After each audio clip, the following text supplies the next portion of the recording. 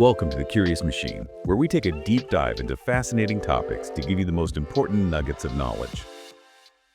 Today, we're plunging into the mind of a true titan of history, someone whose name everyone knows but whose full genius, well, it often remains a bit of a mystery. We're talking about Leonardo da Vinci.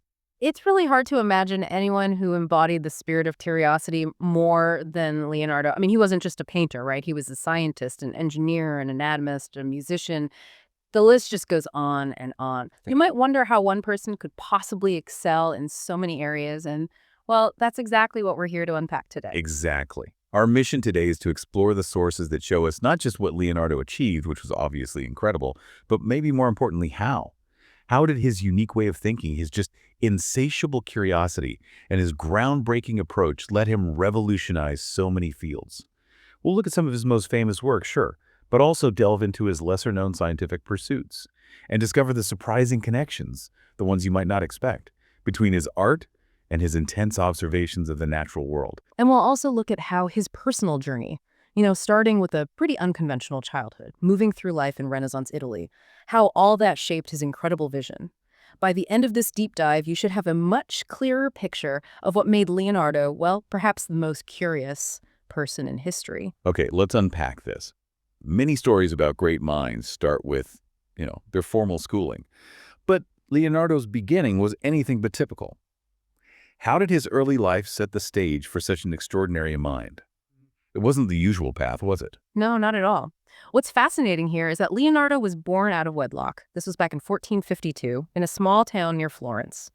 His father, Peter, he was a respected notary, so quite established. But his mother, Catherine Lippi, was a young orphaned girl, really from a different social class. And this meant he just didn't get the formal education, the Latin and Greek, that someone from his father's kind of family would normally expect. Right, so no fancy school. What did his education actually look like then? How did he learn things? Exactly. Instead of a classroom, young Leonardo's education basically happened outdoors, in the fields, the forests, the rivers around his home. His uncle, Francis, who sounds like a really interesting guy, philosophical, leisurely, he was a key influence. He taught Leonardo about nature just through looking, through observation, and really fostering this love for, well, everything created. They'd apparently go to the river, explore the woods, watch insects transform. It was all hands-on learning, driven by his own, just boundless curiosity. That was really foundational for him. Okay, but here's where it gets really interesting for me. Despite all his later accomplishments, it sounds like he actually struggled with some basics, like reading and math. Yeah, this raises a really important question, doesn't it? How could someone so obviously brilliant struggle with Latin, which was the language of science then, or even like basic long division? It just tells us his mind was wired differently. He wasn't easily distracted by laziness, but by his endless questions, always asking why. He'd apparently challenge his teachers constantly with comments and questions. His genius wasn't in rote learning, it was in this vivid imagination, this absolute passion for understanding the why behind everything. Imagine a kid asking, why is the sky blue? Or why are fish so much quicker in water than birds are in air, even though water's denser? These weren't questions just for his painting or engineering projects later on. It was simply because he had to know. So, minimal formal education, but this profound self-education through observation and questioning. How did he then make the leap into the formal art world? Well, when he was about 14, his father arranged an apprenticeship for him. This was in Florence, at the workshop of Andrea del Verrocchio. And Verrocchio's studio was one of the absolute best at the time. Verrocchio apparently saw Leonardo's talent almost immediately. That workshop was just a melting pot, art, technology, design, even chemistry. Leonardo learned everything there: drawing, sculpting, metalworking, mechanics. It was really the perfect environment for someone with his incredibly varied interests to just thrive. Now, thinking about his art, his actual output, the number of finished paintings, might seem kind of small compared to some peers, but his influence was just massive. What made his paintings so groundbreaking, even the early ones? I think the core of it was his ability to blend that scientific observation we talked about with artistic expression. It was something new. For instance, look at the Annunciation. It's one of his earliest known complete major works. It's a traditional scene, sure. But the way he portrays Mary with this sort of confidence and humanity that was revolutionary for the time, he wasn't just copying formulas, he was interpreting what he saw and felt. And he had this knack for bringing his scientific curiosity directly into his art, sometimes in really visceral ways, Hmm. right? I heard a fascinating story about a shield he painted as a boy. Yes, that's a great example. So the story goes, a local farmer asked Leonardo's father, Peter, to get a wooden shield painted. Peter gave the job to young Leonardo. Leonardo, inspired by the idea of creating something truly terrifying like a monster, actually went out and gathered real parts, bits of lizards, snakes, bats, and he combined them to create this creature on the shield that looked like it was breathing fire. When his father came to pick it up, Leonardo supposedly showed it to him in dim light, and Peter was genuinely startled. He thought it was real for a second. Peter was apparently so impressed he kept that shield and just bought another one for the farmer. For Leonardo, the real payoff wasn't money. It was his father's reaction, that fear. It proved his art could create a powerful, realistic response based on observation and, well, a bit of imagination. That perfectly captures it, doesn't it? That blend of observation and imagination.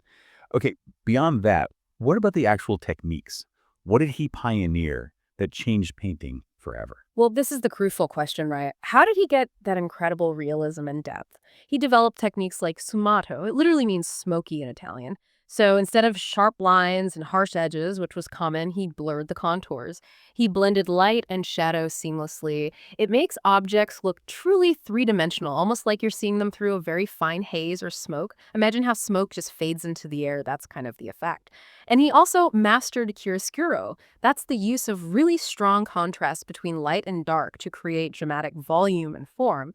But these weren't just, artistic whims. They came directly from his deep understanding of optics, of how light actually behaves in the real world. You can see this dedication in his drapery studies, amazing drawings where he meticulously observed how light and shadow fell on folded fabric. Just incredible detail.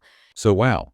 Even in his 20s, he was already laying the scientific and artistic groundwork for the masterpieces that would make him legendary. Mm. Now, while his art was obviously captivating, the sources suggest Leonardo really thought of himself as a scientist and an engineer first and foremost. When did that side of his genius really come to the forefront? I think his move to Milan, which happened around 1482 when he was about 30, that marked a really significant shift. He famously wrote this letter to Ludovico Sforza, the Duke of Milan, and he pitched himself primarily as a military engineer. He listed all these incredible war machines. He could design portable bridges, armored vehicles, cannons, all sorts of things. And then almost like an afterthought, right at the end, he added, oh, and by the way, I can also paint. That is quite the cover letter. Amazing. What kinds of innovations was he proposing in that letter in his notebooks? Well, his notebooks from that Milan period are just overflowing with incredible designs.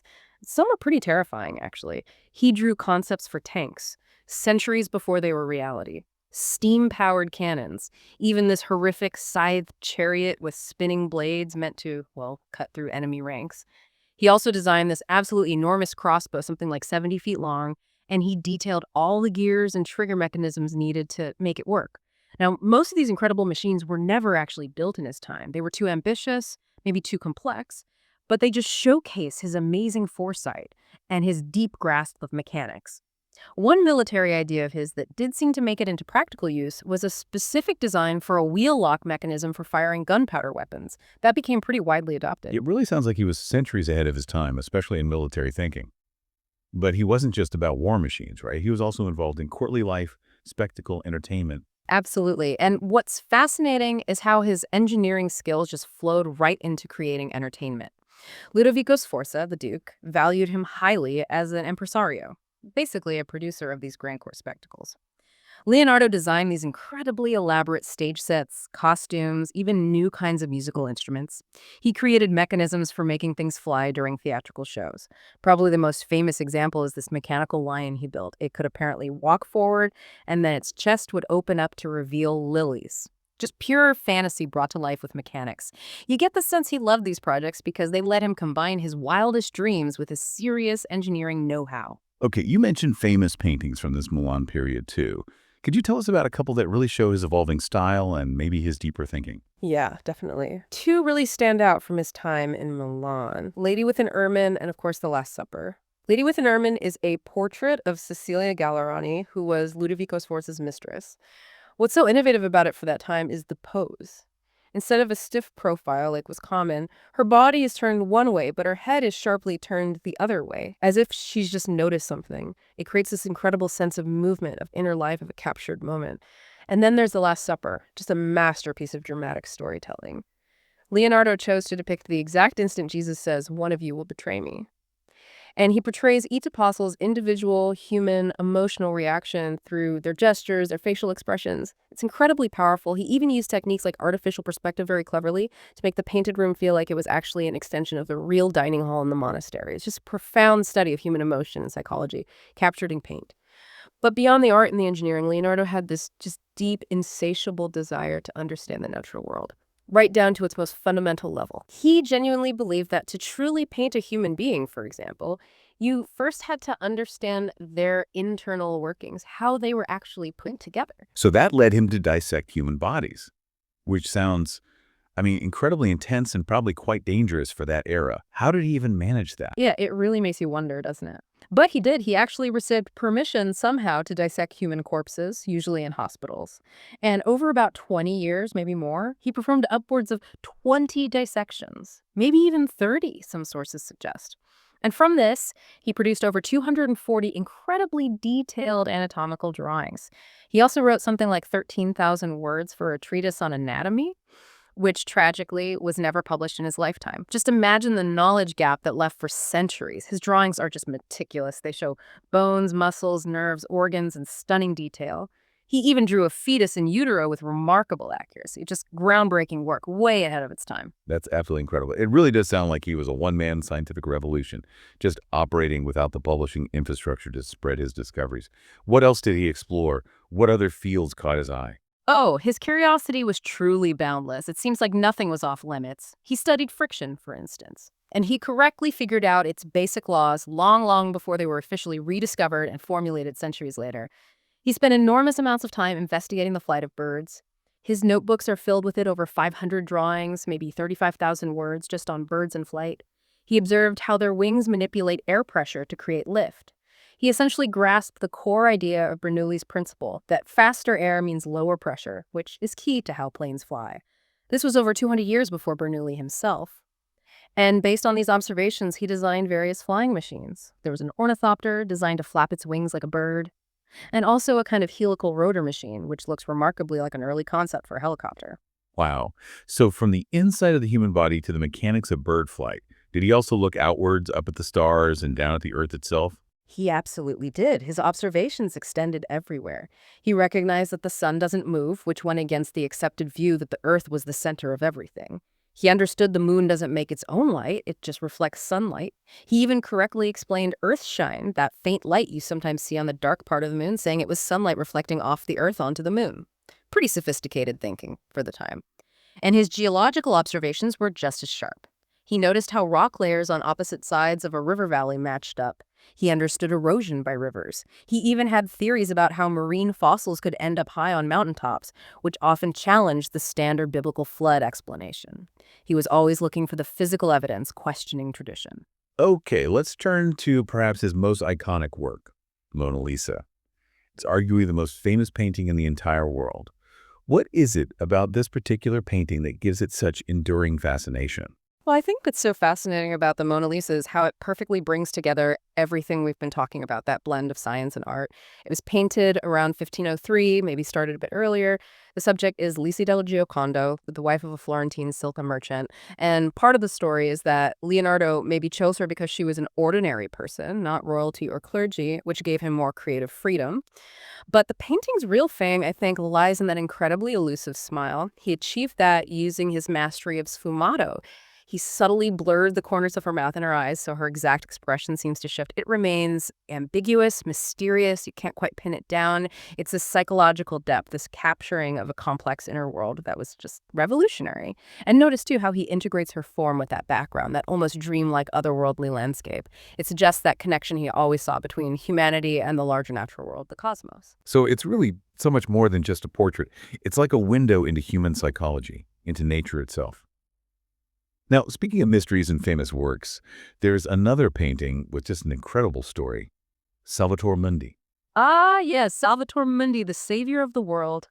If we connect this to the bigger picture of Leonardo's legacy, its story is probably the most captivating lost and found tale in all of art history.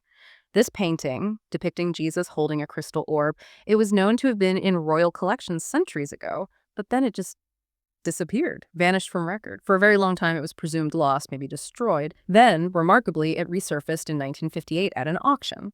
And get this, it sold for only about $100 because it was heavily damaged, heavily overpainted, and everyone just assumed it was a copy, probably by a minor student of a Only student. $100? Seriously. And now it's this hugely famous, incredibly valuable painting. How on earth does that happen? It's an absolutely extraordinary turnaround. In 2005, a consortium of art dealers bought it, still thinking it was likely a copy, but maybe a good one, for just $11,175. They decided to have it meticulously restored. And as the layers of old varnish and crude overpainting were painstakingly removed, these subtle but distinctively Leonardo-esque techniques started to emerge. Things like tiny fingerprints left in the paint in certain ways he was known to work, or pentimenti changes the artist made during the painting process, which a copyist wouldn't do. These started becoming visible. So then began this massive process of authentication. Experts compared it intensely to other known Leonardo works, used advanced imaging, scientific analysis, and eventually the consensus grew among many leading scholars that yes, this was indeed the lost original by Leonardo himself. Wow. What did that confirmation do for its market value, let's say? Well, that's the staggering part. In 2017, it went up for auction at Christie's in New York, and it sold for an absolutely astonishing $450.3 million, making it by far the most expensive painting ever sold at auction. So this incredible journey from a $100 damaged copy to a nearly $500 million masterpiece, it just highlights the incredible enduring power and mystique of Leonardo's name and his genius. It's like a hidden gem finally getting its due in a very big way. So our deep dive into Leonardo da Vinci today has really revealed this man just driven by an insatiable curiosity, someone who saw absolutely no boundaries between art and science. They were one and the same pursuit for him. For that unconventional childhood and his unique way of learning, right through to his revolutionary art techniques and his, frankly, mind-boggling scientific discoveries. Yeah. He truly was a universal genius. Yeah, we've seen how his incredibly meticulous observations, whether it was human anatomy or how birds fly or how rock layers formed over millennia, how all of that directly fed into his art. It gave his creations a depth, a realism, a kind of truth that was just unparalleled in his time. And those notebooks, even though they weren't published then, they were just this treasure trove of insights, so many ideas that predated formal scientific discoveries by literally centuries. It shows a mind just operating on a completely different level. Yeah, what really stands out to me from this deep dive isn't just the list of achievements, amazing as they are. It's his fundamental approach to the world. This constant questioning, experimenting, and crucially connecting fields that other people saw as totally separate. Art, science, engineering, nature, it was all connected for him. He never seemed to settle for just knowing what something was. He always had to know how and why. He really did make the whole world his laboratory, didn't he? Absolutely. So the big question is, what does all this mean for us today? We live in an age that often pushes intense specialization. Perhaps the most important takeaway, the most valuable lesson from Leonardo's life, is the sheer power of maintaining that boundless curiosity and thinking across disciplines, interdisciplinary thinking. His story is this powerful reminder that true innovation, real breakthroughs, often happen when you look at problems from multiple angles, when you ask those simple, maybe even childlike, but profound questions, and when you're not afraid to challenge the conventional wisdom, even the experts. It really makes you wonder, doesn't it? If Leonardo's genius came from his relentless ability to observe the everyday world around him and just constantly ask why. What simple, everyday phenomena are we overlooking right now? What insights are just sitting there waiting for a truly curious mind to uncover them? Thank you for joining us on this deep dive into the absolutely fascinating world as Leonardo da Vinci. We really hope you've gained a new appreciation for the man who truly made the world, his laboratory, and, well, his canvas too. Thank you very much for sharing this enjoyable conversation with us. Until we meet again tomorrow with a brand new topic, take very good care of yourselves. Goodbye.